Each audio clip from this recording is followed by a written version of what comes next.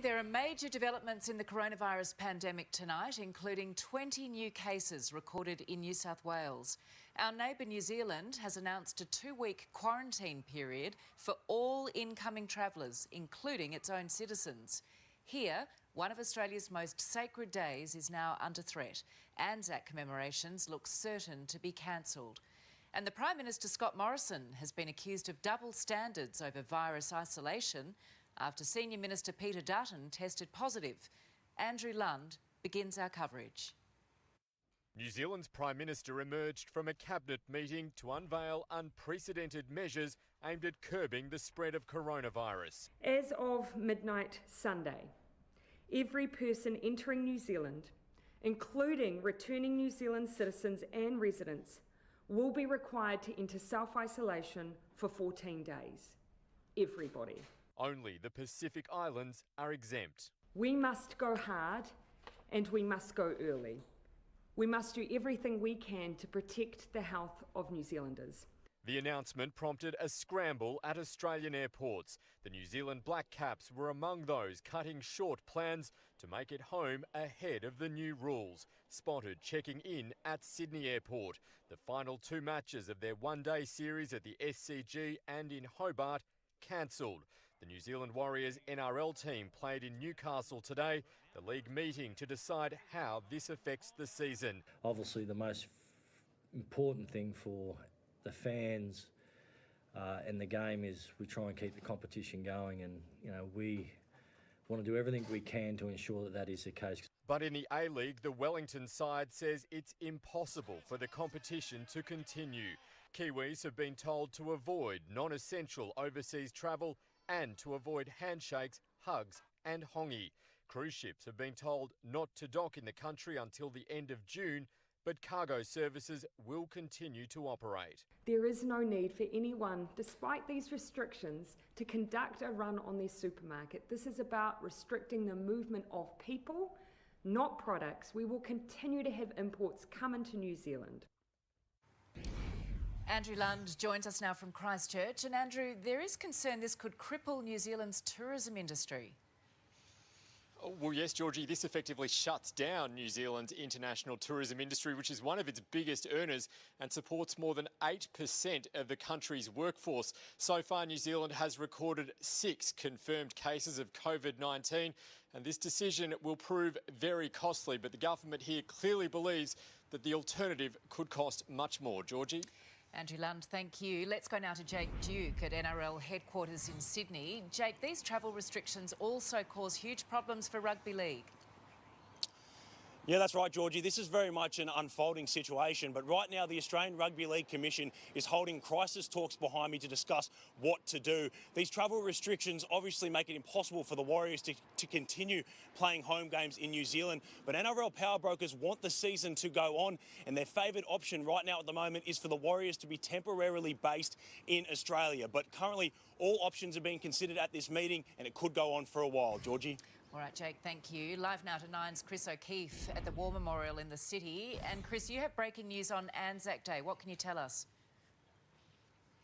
Well, Georgie, an emergency meeting will be held early next week, but senior government sources have told me there's almost no chance that Anzac Day will go ahead as planned. They are preparing to cancel both the dawn service and the Anzac Day march here in Sydney's CBD. They say their information from health officials is this pandemic here in Australia will only get worse and it will roll on for many, many months, and they simply cannot risk having tens of thousands of people in the one spot, even if it is for Anzac Day. Now, this virus is certainly changing the way we live, and on the weekend before all major events are cancelled, Sydney was certainly a strange place.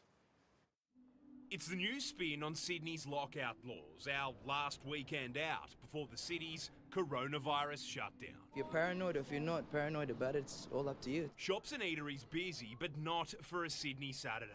The virus is changing the way we live. Preemptive move to get ahead of the curve. This time last week, just 34 people in New South Wales had caught the virus. In 7 days, it's exploded to 112, 20 cases today, and they don't know where most of them got the disease. One, a cancer patient at Newcastle's Mater Hospital. She had not been overseas. Nationally, it's now more than 200. With mass gatherings banned from Monday, this was our last chance to get out and about. The crowd feels vibrant enough.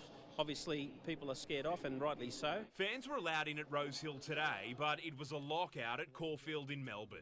Punters to be banned in Sydney next Saturday for the $3.5 million Golden Slipper, where they were expecting 20,000 to attend.